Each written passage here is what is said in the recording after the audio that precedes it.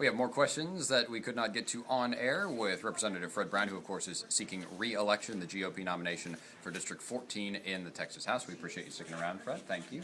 And when it talks about, District 14 itself, are there specific issues that you can pinpoint as far as things that you see need some work when it comes to the next legislative session that are specific, I guess, to 14?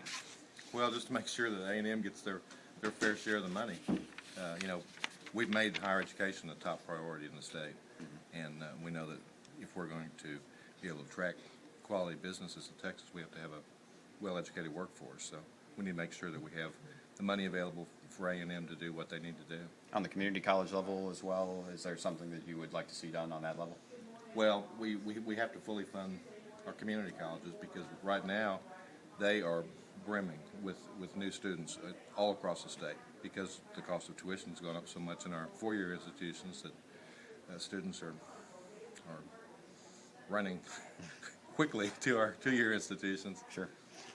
When it comes to your 12 years so far that you've represented the district, if you could go back, would there be any votes or actions that you might change? Looking back saying, maybe I would have gone a different direction, based on whether your ideals have changed or whether circumstances have changed as a result?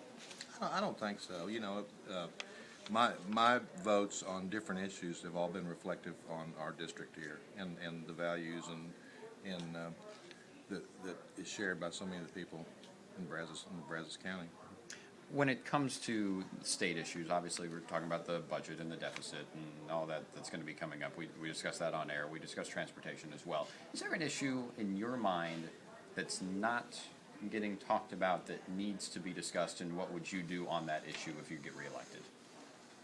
I think the biggest thing is just making cuts. I mean, there's just a lot of waste in government that until we have a deficit situation, there's not a lot of attention given to. And as far as the deficit is concerned, if you could project at least going forward the economic woes, people are saying everything from, we'll be out of it in a year, or we'll be out of it in 10 years, or we'll never be out of it. In fact, what do you think, if all goes according to plan, we could see as far as a time frame for getting back on track with the economy in Texas, which isn't bad, of course? Well, what we see is Texas was the last state that came into tough economic times, and we expect that Texas will be the first into good economic times. So, we have high hopes that before the year is up, we're going to start seeing a good turnaround in Texas. We're leading the country in new jobs. We're leading the country in new Fortune 500 companies that are moving here.